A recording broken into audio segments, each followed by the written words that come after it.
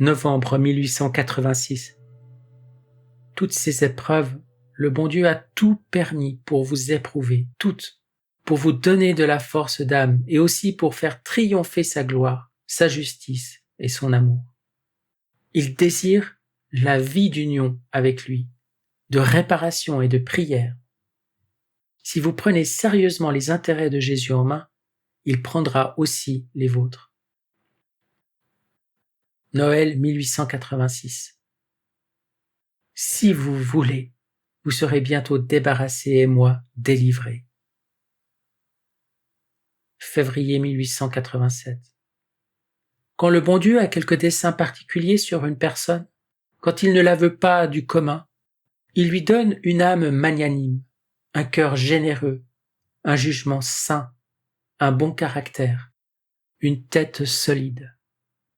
Quand vous ne rencontrez pas ces qualités dans une personne, le bon Dieu ne veut rien de particulier d'elle. Ce n'est pas tout d'un coup que Jésus montre à une âme ce qu'il veut d'elle. Elle s'effrayerait. Mais c'est petit à petit, et à mesure que sa grâce la rend plus forte, qu'il lui découvre ses secrets et la rend participante de sa croix. Le bon Dieu vous aime d'une manière spéciale. Vous êtes sa fille de prédilection. Ce qui vous est arrivé était pour votre plus grand bien. Tout le monde doit aimer le bon Dieu particulièrement, mais pour vous, il y a une obligation spéciale, c'est la réciprocité. 24 juin. Soyez bien unis à Jésus. Avant n'importe quelle action ou chose que vous ayez à faire ou à dire, demandez-lui avis. Parlez-lui cœur à cœur, comme à un ami qu'on aurait toujours près de soi. Jésus veut votre âme tout entière, avec toutes ses facultés, toutes ses puissances. Votre cœur, avec toutes ses tendresses, tout son amour. Il veut, le bon Jésus, ne faire qu'un avec vous, et tout ce qu'il vous faudra de grâce et de dévouement pour le prochain, vous le puiserez dans son divin cœur, dans cette source divine qui ne tarit jamais. Voilà comme doivent agir ces épouses dévouées, vous surtout qu'il aime davantage. Jésus désire que vous lui rendiez la réciproque. Ah, si je pouvais vous dire toutes les grâces que le bon Dieu vous réserve, si vous ne mettez pas d'opposition à sa conduite envers vous. Grâces fortes qui vous attacheront inviolablement à lui. Grâces de choix, grâces particulières, grâces intimes. Il a bien des choses à vous confier pour vous seul et pour le bien commun. Quand vous le pourrez, passez par l'église, faites à votre Jésus une petite visite, et là, épanchez devant lui votre cœur. Dites-lui vos peines, vos joies, vos souffrances, tout en un mot. Parlez-lui comme on parle à un ami dévoué, à un père, à un époux. Dites-lui toutes vos tendresses à son égard. Et quand vous ne pourrez pas vous rendre à l'église, parlez-lui dans votre cœur. De temps en temps, dans la journée, laissez-vous pénétrer quelques instants de sa sainte présence. Recueillez-vous devant sa majesté.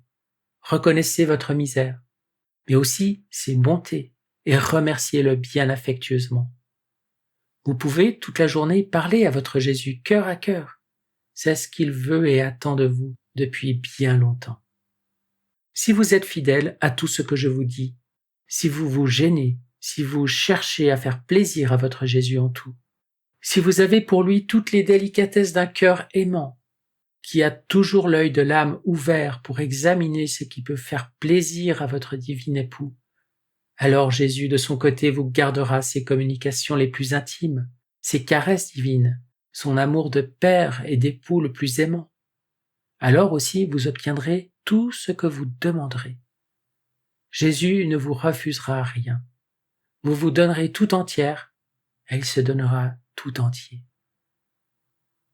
Le bon Dieu désire que cette retraite vous mette dans l'état où il veut vous voir depuis si longtemps. Le bon Dieu arrive à ses fins par des moyens qui nous sont souvent bien inconnus.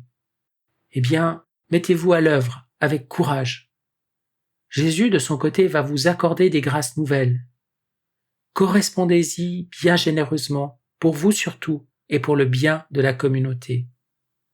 Que le bon Jésus vous trouve facile à plier et à vous façonner comme il l'entend. Écoutez bien sa voix au fond de votre cœur et ne perdez aucune de ses grâces. Que votre volonté ne fasse qu'une avec sa volonté adorable. Que votre cœur se perde dans le sien. Il va bientôt accomplir en vous ses desseins si vous n'y mettez pas d'obstacle. Ne perdez pas de vue sa divine présence. Le bon Dieu vous veut particulièrement sainte et à lui tout seul. Si vous vouliez vous gêner. Le bon Jésus veut surtout voir dans votre cœur l'amour pur, désintéressé, généreux, qui ne craint pas sa peine, qui ne cherche pas ses aises, et tout cela pour plaire à Jésus seul. Le bon Dieu ne défend pas qu'on soigne son corps, mais il y a des personnes qu'il veut soigner lui-même et guérir quand bon lui semble. Les remèdes ne leur sont pas profitables. Une petite mortification vaut mieux pour elles que tout le reste. Croyez ce que je vous dis et vous verrez.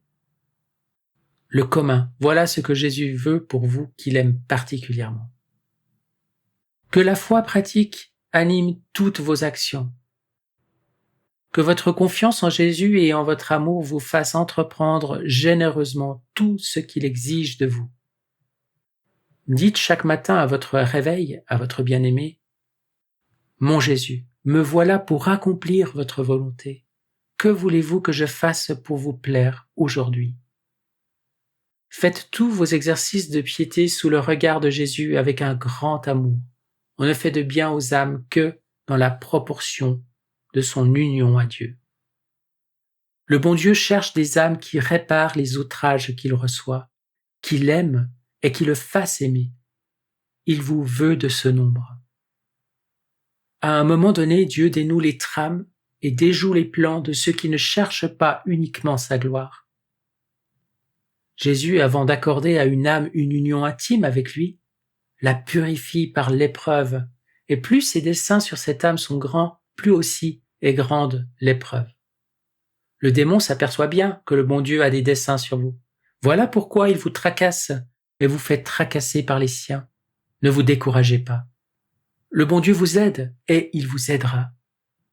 Luttez avec courage. Malgré les efforts de l'enfer, le bon Dieu arrivera à ses fins. Le bon Dieu se sert de moi pour vous encourager, puisque vous n'avez personne.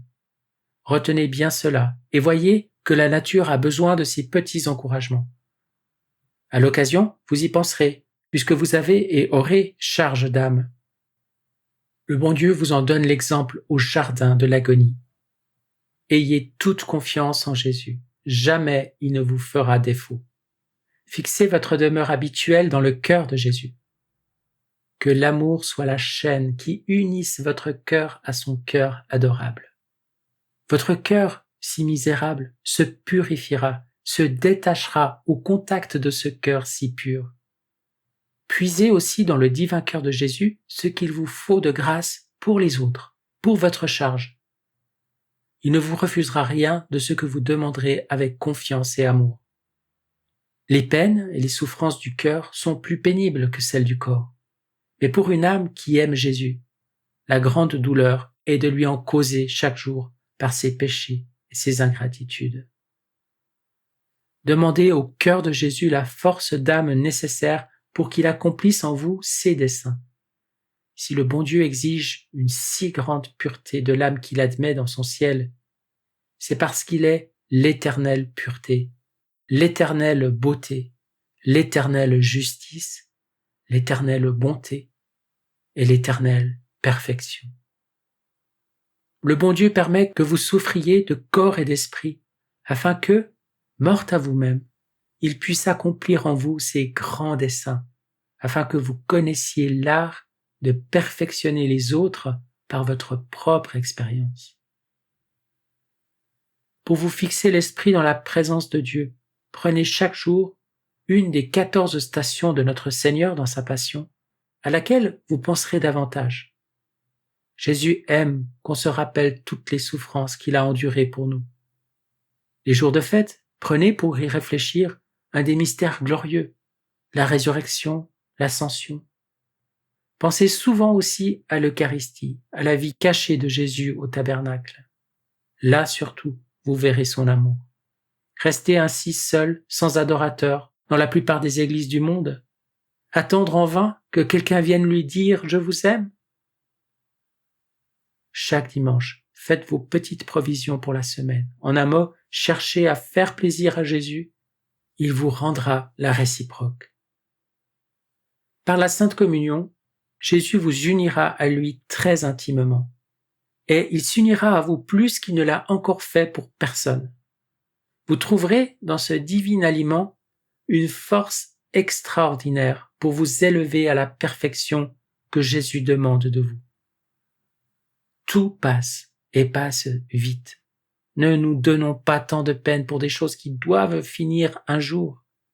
Visons à ce qui ne finira jamais.